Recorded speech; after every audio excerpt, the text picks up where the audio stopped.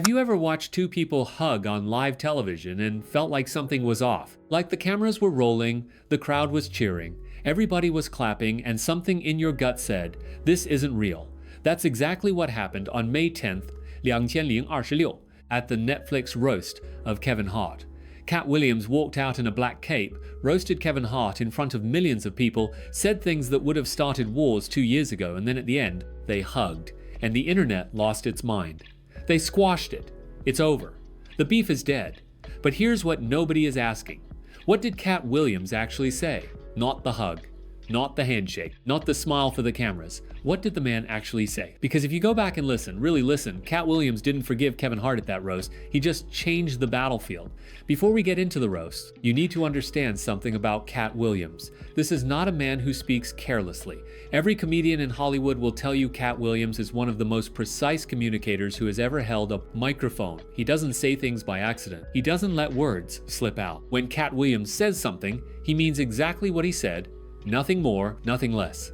And that's what makes the 2024 Club Shay Shay interview the most important piece of context for everything that happened at that roast. In 15 years in Hollywood, no one in Hollywood has a memory of going to a sold-out Kevin Hart show, there being a line for him ever getting a standing ovation at any comedy club. He already had his deals when he got here. Have we heard of a comedian that came to LA and in his first year in LA, he had his own sitcom on network television and had his own movie called Soul Plane that he was leading? No, we've never heard of that before that person or since that person. What do you think a plant is? Maybe people don't understand the definitions of these words. He just did his documentary with Chris Rock where he shows you that his whole upbringing in comedy was on the East Coast. Yeah, it was. So how simultaneously was he here in Los Angeles doing the same thing? It didn't happen. It didn't happen. And I hate to seem like a petty individual for picking apart lies, but Jussie Smollett gonna keep lying until you say we don't believe you. Like, it's important in the checks and balances of the universe that liars not get to make complete narratives for themselves. Are you not afraid about being blackballed again? These are some power people. What do you mean again? These people are not powerful. Satan can't create anything. That includes blessings for his people. That's why, you know what the number one job of somebody that sold their soul in Hollywood is? What? Is to act like it didn't happen. They all do the same job. Why do you think Gary Owen can't cross over and he already white and been in comedy for 25 years? If what I say ain't the case. It's a cabal, it's a consortium. They rock with who they rock with and they don't with who they don't. In that interview, Katt Williams sat down with Shannon Sharpe and said things about Kevin Hart that the industry wasn't ready for. He called Kevin Hart an industry plant. He said Kevin Hart's rise was not organic. He said Kevin Hart was handed his career not by talent, not by grind, but by powerful people who needed a specific type of black comedian in Hollywood. Safe, unthreatening, compliant. A comedian who would never say the wrong thing at the wrong time. A comedian who would smile through every scandal, every controversy, every question about Diddy, about the industry, about the machine, and just keep laughing. And Katt Williams on national television, with receipts and calmness that made everybody uncomfortable, said Kevin Hart was that guy. Now, here's the thing. When Katt Williams said all of that in 2024, the world called him crazy. He's bitter. He's jealous. He's just a washed-up comedian attacking someone more successful. That was the narrative. But then something happened. In May 2026, the same month as the Netflix Roast, Bloomberg published an investigation, a detailed, sourced, verified investigation into Kevin Hart's company, Heartbeat. The company that Kevin Hart built, the company that was valued at $650 million just 4 years earlier, the company that was supposed to be his legacy. And what Bloomberg found was devastating. Rounds of layoffs. The first wave hit right before Thanksgiving, 2024. 20 employees gone. 25% of the company's entire workforce fired right before the holidays. Then December 2025, another round. This time, they cut the scripted TV division, the marketing team, social media, brand partnerships, The podcast division. Projects were dead. A barbershop TV adaptation canceled. Lil Kev Season 2 shelved. Podcasts that were supposed to launch never launched. And what was Kevin Hart doing through all of this? According to Bloomberg sources, his own current and former employees, Kevin Hart became CEO in January 2025 and was barely ever in the office. He addressed the staff after the December layoffs on Zoom for 2 minutes and then left without taking a single question. 2 minutes. No answers, no accountability. And then in the middle of all of this, Kevin Hart sold his own name, his image, and his likeness to Authentic Brands Group, the same company that owns the estates of Marilyn Monroe and Muhammad Ali. He sold himself, and when his endorsement deals went with him, the company had nothing left to run on.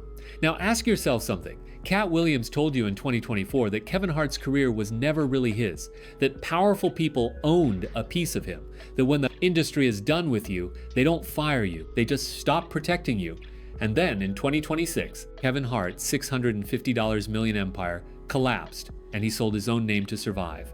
Katt Williams didn't need to say, "I told you so." The Bloomberg report said it for him. Now let's get back to that night. May 10th, 2026. Netflix is a joke festival, the Kia Forum in Inglewood, California. Kevin Hart is sitting in the roast chair. The biggest night of his career in years. Netflix, cameras, a packed crowd. And then Regina Hall introduces the next roaster. And out walks Katt Williams, black hat, long black leather cape. The room went silent for a second because nobody actually believed he would show up. Hello, Kevin. Hello, Katt. I'm surprised they invited me. That's how little star power you have. They had to start inviting your enemies. I said I hate him. They said, come anyway. And Katt Williams did what Katt Williams always does. He smiled, he took his time, and then he started talking. He told the crowd he stole everything from Kevin Hart. Wait, no, he said Kevin Hart stole everything from him. And the crowd laughed. Because it was framed as a joke. Because it was a roast. Because everyone was supposed to laugh. But Katt Williams wasn't joking. He was doing something much smarter. He was saying the truth in a room where truth is disguised as comedy, so that Kevin Hart couldn't respond to it seriously without looking like he couldn't take a joke. Think about that. Katt Williams found the one format on earth where he could tell Kevin Hart the full, unfiltered truth on live television in front of millions of people, and Kevin Hart had absolutely no defense. Because if he pushed back, he was the guy who can't handle his own roast. If he stayed silent, he was accepting the accusation. So Kevin Hart did the only thing he could do. He smiled, he laughed. And then when Katt finished his set, Kevin Hart walked up to the microphone and said something that the internet turned into a feel-good moment. I am offering you an olive branch of peace. I want to be a brother. I want to be a friend. Katt, I want to move on. Can we move on, man? Can we move on? He said, "Me and this man have been at odds for years on years. You coming out here, quite the effing surprise. But Katt, I can sit, I can watch you, I can laugh because I'm a fan first." And then he offered an olive branch, and Katt Williams accepted. They hugged, the crowd went crazy, and the internet said, the beef is over. But here's what nobody noticed in that moment. Katt Williams never said Kevin Hart was right. Katt Williams never said he was wrong about anything he said in 2024. Katt Williams never took back the word puppet. He never denied the industry plant accusation. He never said, actually bro, your success was real. I was wrong. I apologize. He didn't say any of that. He just hugged the man. And in Hollywood, a hug doesn't mean forgiveness. A hug means the cameras are rolling. Go back to what Katt Williams actually said in that 2024 interview. He said Kevin Hart was a puppet. Not a bad person, not untalented, a puppet. And there's a specific reason Katt Williams chose that word. A puppet isn't in control of what it does. A puppet doesn't decide where it goes. A puppet doesn't pick its roles. A puppet doesn't choose when to speak and when to stay quiet. Someone else does all of that. And Katt Williams was saying very clearly, very calmly, that the person holding Kevin Hart's strings was not Kevin Hart. Now, at the roast, Katt Williams revisited that comment. He said he wasn't talking about Kevin Hart when he said puppet. He said he was talking about Netflix, and everybody laughed. But think about that for a second. Whether the puppet master is the entertainment industry broadly, or Netflix. Specifically, Katt Williams is still saying the same thing. Kevin Hart is not in control. Kevin Hart does what he's told. Kevin Hart plays the role that's been assigned to him. And the evidence for that is not hidden. It's sitting right in front of your face. When Diddy got arrested, Kevin Hart went quiet. When paparazzi asked him about the baby oil found at Diddy's mansion, Kevin Hart physically recoiled and changed the subject. When 50 Cent publicly clowned Kevin Hart for years, Kevin Hart never once clapped back. When his own employees were fired and suffering, Kevin Hart got on a Zoom call for 2 minutes and disappeared. And when Katt Williams exposed him on Club Shay Shay in 2024, Kevin Hart's response was to invite him to a roast. That's not the behavior of a man in control of his own narrative. That's the behavior of a man who has been taught very carefully how to manage situations without ever addressing them directly. Smile, laugh, move on, never engage, never confirm, never deny. That's not comedy. That's media training for someone the industry needs to protect. Here's the part of this story that should make every single person watching uncomfortable. Kevin Hart has built his entire brand on black excellence. He talks about black ownership, black business, black wealth, black opportunity. He preaches it in interviews. He sells it in his comedy. He uses it to market Heartbeat to investors and audiences alike. And then in 2025 and 2026, Bloomberg revealed that Heartbeat hired 2 black podcast producers, Eric Eddings and Leslie Guam, brought them in specifically to expand the company's audio division, never gave them the green light to actually do the work. And then, when they tried to move on with their careers, Kevin Hart's company took them to court, sued them. 2 black creators, hired, silenced, then sued for leaving. And Kevin Hart's response to all of this, he went on The Breakfast Club and called the Bloomberg investigation clickbait. He said layoffs were just about keeping healthy margins. He laughed it off, the same way he laughed off the Diddy questions, the same way he laughed through every 50 Cent post, the same way he smiled through the Katt Williams roast. You start to see the pattern after a while. Kevin Hart's default setting, the setting he has been programmed with, is to take every serious accusation and turn it into something that can be dismissed with a smile. And it works every single time. Because Kevin Hart is really good at it. But the people who got left behind the fired employees, the sued creators, the staff who sat on that Zoom call waiting for answers that never came, they're not laughing. So let's come back to that hug one more time, because here's what I think really happened at that roast. Kevin Hart invited Katt Williams because he needed something. He needed the optics of reconciliation. His company was collapsing. The Bloomberg story was coming. The Diddy case was still in the news. 50 Cent was still on Instagram. And somewhere in Kevin Hart's PR team, somebody looked at all of that and said, we need a win. We need something that makes Kevin Hart look human. We need something that makes the audience feel good about him again. And what better win than getting the one man in comedy who had publicly dismantled Kevin Hart's reputation to come and hug him on live television? Hart told The Breakfast Club that he and Katt had actually made peace 8 months before the roast in a private conversation. 8 months. So they were already cool for 8 months before that night. And Kevin Hart still engineered that hug to happen live on national television. He still made sure the cameras were there for it. He still made sure the moment was as public, as visible, and as shareable as possible. That's not reconciliation. That's a press release disguised as an emotional moment. And Katt Williams, the smartest person in that building that night, played his role perfectly. He showed up. He cracked jokes. He said the truth one more time, framed as comedy so nobody could hold him to it. He accepted the hug. And then he walked off that stage having lost absolutely nothing.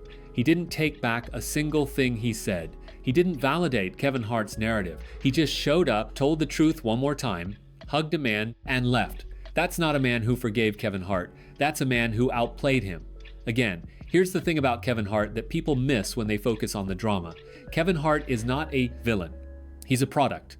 He was built by an industry that needed a specific type of black entertainer at a specific moment in Hollywood history. Safe enough for white audiences, relatable enough for black audiences, funny enough to keep everyone entertained, and most importantly, controllable enough to never become a threat. And Kevin Hart, whether consciously or not, accepted that deal. He got the movies. He got the Netflix specials. He got the $650 million valuation. He got the brand deals and the endorsements and the magazine covers. And in return, he smiled when he should have spoken. He laughed when he should have pushed back. He stayed quiet when Diddy's name came up. He avoided 50 Cent's shot. He called Katt Williams crazy for 2 years. And now in 2026, the empire is crumbling. Not because Kevin Hart isn't talented, but because the industry that built him doesn't need him the same way anymore. Katt Williams said it before any of this happened. He said the industry will use you, and when they're done, they won't come for you directly. They'll just stop protecting you, and then you'll watch everything fall. Are you related to Luda? No, so there was a crossroads where we were both invited to an Illuminati thing, and it had to be one or the other of us, and decisions had to be made. So it was both of us, we were equal. One of us had to cut off all their hair and couldn't do the sideburn thing no more with the points. And the next person, they said, was going to get $200 million because they were going to pay him $10 million a movie to do 20 movies. And that's how the conversation happened. One of those persons turned out to be Ludacris, and the other person turned out to be Katt Williams. Now, one person ended up with a light-skinned, ugly-faced wife that's never done it. Remember I told you that if I say that, it applied to 7 people? Yes. It's part of what they give you. Okay? I didn't get it. I'm not mad about it. How much money they give? 200? Sir, Fast and Furious is on what number right 10. now? 10 $200 million. I might need to get me one of the more women that look the same. That's what they all end up saying at the end of the day. Kevin told you he wasn't gonna wear no dress until they offered him the dress, and then he put it on. And what did he say after he wore it? I made my own decision. Duh. But you didn't make it before they brought it up, did you? It's okay. It's all right. Kevin Hart didn't get cancelled. His company just stopped being worth protecting. And now he's selling his own name to a brand group to survive. Katt Williams didn't need a diss track. He didn't need a lawsuit. He didn't need another interview. He just had to wait. So here's where I leave you.